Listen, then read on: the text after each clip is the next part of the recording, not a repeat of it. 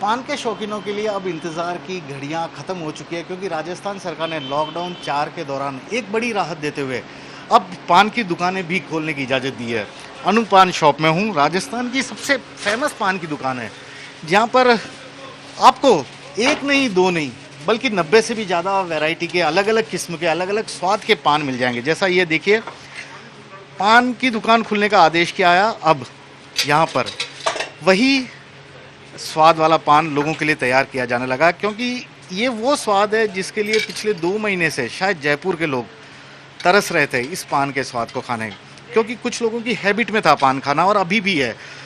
Sir, Anu ji, ये सबसे पहले बताइए, कितनी बड़ी राहत है, सरकार ने कम से कम 2 महीने बाद ही सही आपको राहत दे दी पान की दुकान खोलने की। क्या इस दौरान लोग भी आते रहे सर आपसे पान वगैरह मांगने? सर, लोगों की डिमांड भी बहुत थी और सबसे मेन तो जो सरकार चाहे देर आए दुरुस्त आए, जो एक पान वाला है, हर जगह कोई ना कोई एक अच्छा पान वाला होता है, लेकिन उस अच्छे के साथ साथ कई ऐसे पान वाले होते हैं जो डेली के 200-300 रुपये कमाते हैं। तो ईश्वर की कृपा से भगवान ने हमारा नाम तो बड़ा कर दिया था, लेकिन हमारे बहुत सारे भाई बंद ऐसे हैं जिनकी रोज़ की रोटी 200, 300, 400, किसी की 500 अलग अलग थी।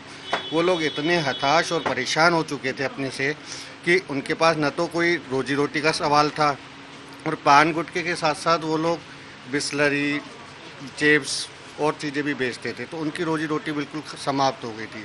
तो जब हमने उनसे कहा कि भाई जो मुख्यमंत्री सहायता कोष से जो आ रहा है आप उसमें फॉर्म भरो, लेकिन हमारा पान वाला खुददार ऐसा है, बोला मैं आधी रोटी खा लूँगा लेकिन वो चीज़ मैं नहीं करूँगा।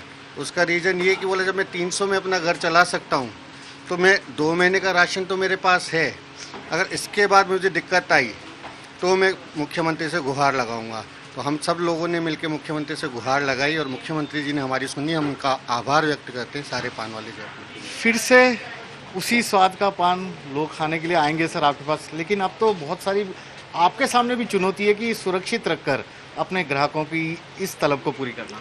बिल्कुल भैया, अब हमारी चुनौती नहीं है, हमारा बिल्कुल वो एक होना चाहिए कि हमें हाइजेनिक बनना है, हमें खुद को भी बचाना है, हमारे देश को भी बचाना है। क्या करने का आपने, किस तरह से, आप क्या खाली टेक अवे वाला ऑर्डर ही है या दुकान पे पहले जैसे लोग आके खा सकते हैं? नहीं, देखो, जिसको अगर अपना चॉइस का पान चाहिए तो वो 15 मिनट पहले हमें अपॉइंटमेंट लेगा, फिर हम पर्टिकुलर उसको सैनिटाइज करवा के उसके सामने पान लगाएंगे।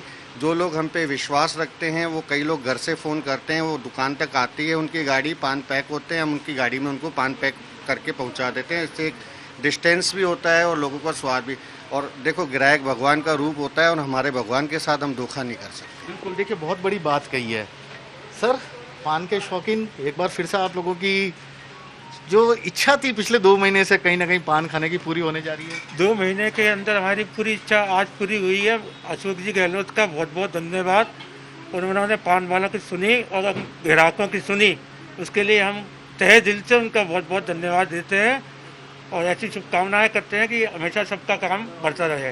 देखिए, सबका काम बढ़ता चला है। ये पान के हैं, ऑर्डर यहाँ पर पैक किए जा रहे हैं यहाँ पर। अब क्योंकि अब दुकान में इस तरह से शायद सब कुछ बदला बदला नजर आएगा, हर चीज़ आपको मिल जाएगी इस तरह से। ऑर्डर आपको जितना भी पान है, आपकी जो स्वाद का पान है, जिस टेस्ट में आप पान खाने के शौकीन हैं, आपको अपना वो टेस्ट बता देना पड़ेगा फ़ोन करके या इन्हें पर्ची पर लिख के किसी भी तरह, और ये अगले 15-20 मिनट में आपका पान तैयार करके एकदम पैक करके सैनिटाइज करके आपको खिलाएंगे।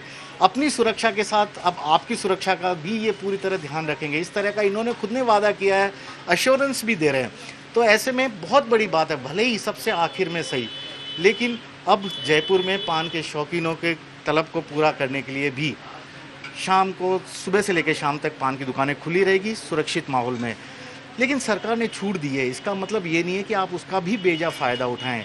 घर से बाहर निकलिए, आइए, पान खाइए, लेकिन इधर उधर पीक ना थूके, क्योंकि शायद इसी के चलते ही सरकार चिंतित है कि कोरोना का संकट अभी ख़त्म नहीं हुआ है।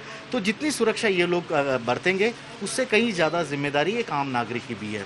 कैमरामैन दिनेश कुमावत के साथ श्रीवत्सन, जयपुर न्यूज़ 24।